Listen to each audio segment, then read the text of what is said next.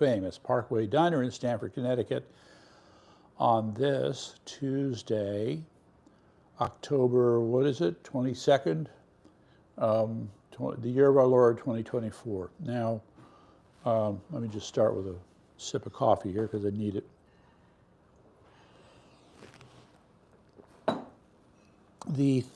As you know, we've been doing this continuing thing on the state of America, an 8-part series. So tonight is part 6, and it's about, well, public education.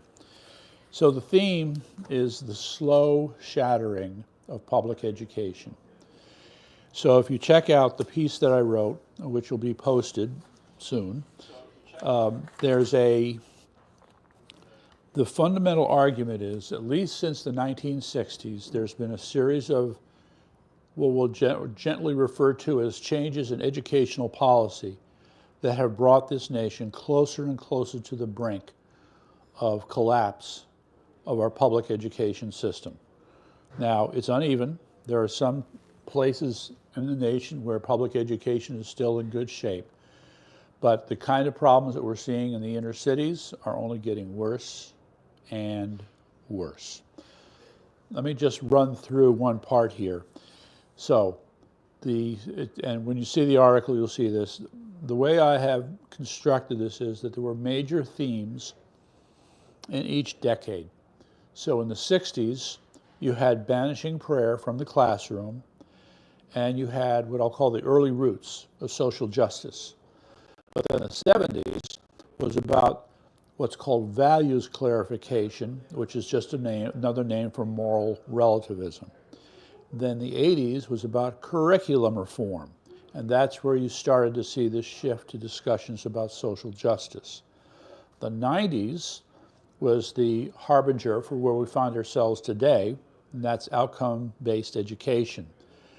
Now we think of it as equity. Back then we call it outcome-based. Then in the noughts, there was No Child Left Behind. In the 10s, there was Common Core, and now we're dealing with DEI.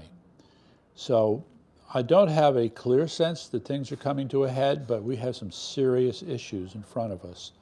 So one of the comments I quickly need to make is about failure. What does failure look like? So in this article, I used 2 examples, all right? I'm going to just mention them, Harvard and Baltimore. All right, Harvard University is considered one of the top schools in the world, okay? High standards, lots of people apply.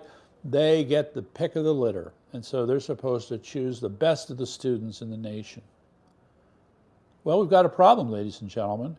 How can the best school in the nation have students who are not prepared for college-level math? Well, that's exactly what's happened, okay?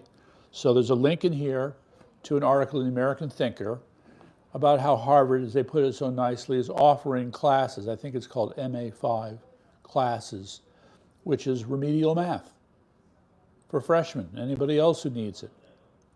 It's very embarrassing for a school to be accepting kids who they think are the top in SAT scores, top in grades, top in recommendations, and they still can't do math, okay? Something is seriously wrong, and this should be a warning, a loud warning, a red flag to everybody. But there's another red flag. It's even worse.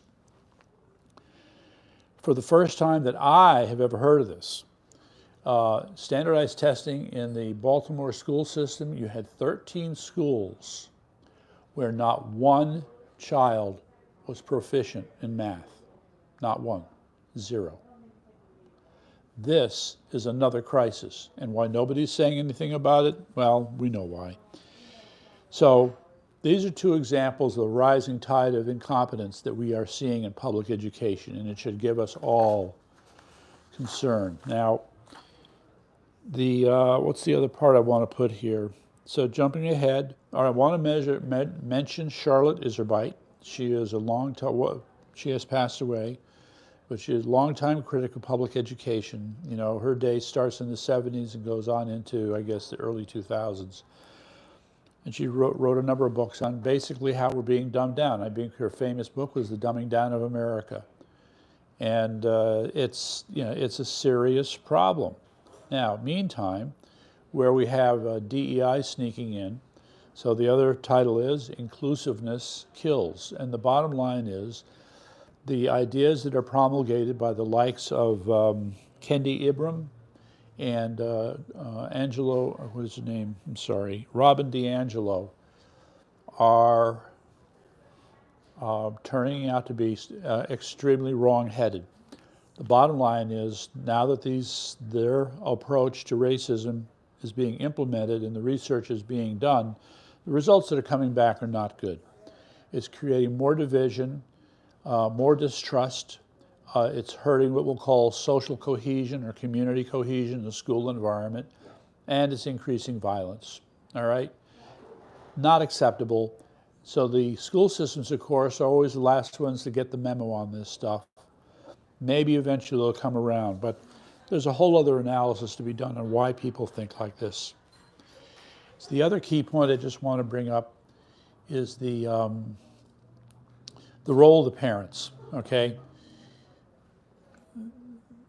Something is going very wrong because everywhere I go, everybody I talk to, I keep hearing the same message.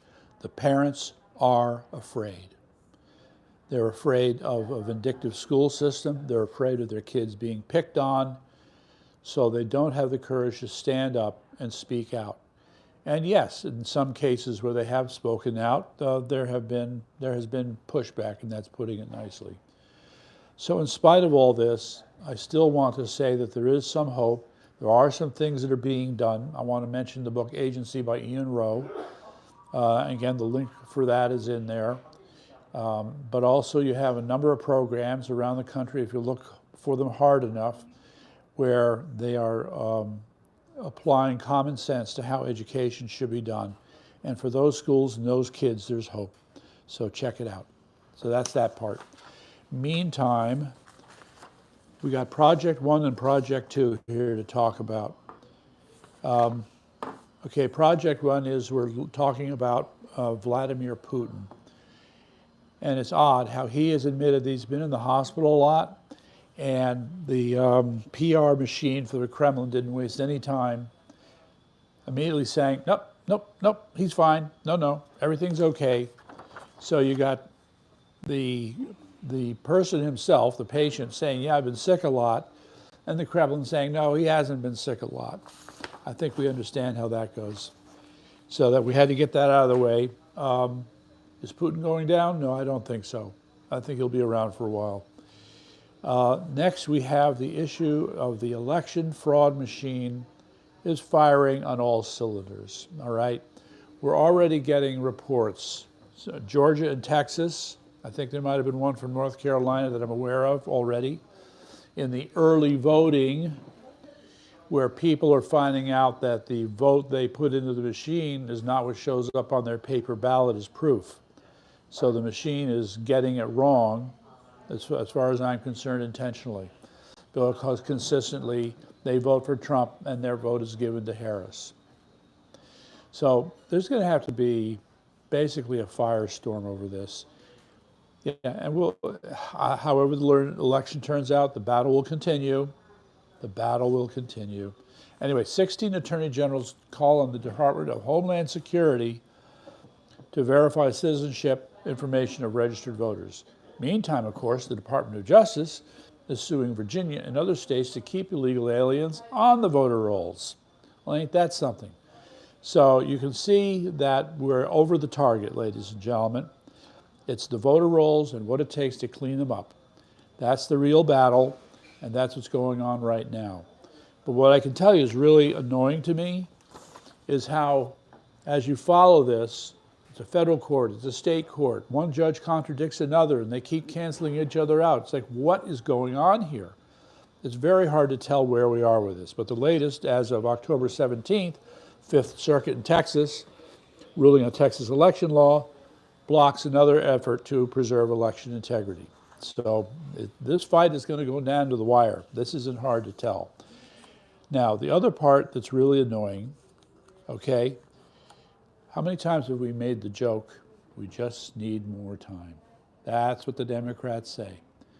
The election's supposed to be over, and we just need more time to manufacture more ballots to make it seem like we won. Doesn't matter if there's 125% or 150% of the registered voters, we just need more time. So guess what? Brad Raffensperger said he's going to allow 3 extra days for UOCAVA votes. I guess those are the veteran votes. Last time this happened, the vast majority of the votes went to Biden. Military, it's like 90% vote Republican, and now you're saying that most of them voted for Biden? Not believing it. Okay, so you're going to have that problem. And then the Michigan Secretary of State has issued a similar statement, but it could be worse. Yeah, they're trying very hard. All right, now I need to move on to another related subject. Every so often you have sociologists and others who will look at various trends in society. One, for example, is the conditions for war. And what you find is before a war actually happens, there's a lot of time that goes into, quote, dehumanizing your opponent, all right? Once that has been done enough, then the justification for war is in place. And what we are finding here is a new wrinkle on this concept. There's a term, get ready for it, political narcissism. Okay, so in other words, you fall in love with your own view of your political values, which correspondingly means you have distaste for the others. This narcissism can create such a divide in terms of how people relate to each other that, yes, we could be looking at social disruption. So that's there, you got to check it out. And conservatives and liberals are both guilty of this, so it needs to be dealt with. The next thing is this is gonna bite us in the ass in due course. Okay, we just had a recent election in Mexico. I think her name is Claudia. Where is her name? Sheinbaum, and she leans communist. I mean, there's no other way to say it. And already she's adopting policies where she's basically violating the Mexican Constitution, violating the Mexican legislature. So she's establishing herself as every inch a tyrant.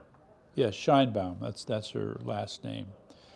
All right, the problem for this is that she will obviously form strong relationships with that other guy, Maduro in Venezuela, all right? So understand, please, that Venezuela is the hub for Marxism in South America because of their oil, because of their connections with Iran and Russia. They help support Cuba, as well as act as an ally for Brazil. And there's several other countries that are leftist nations in South America.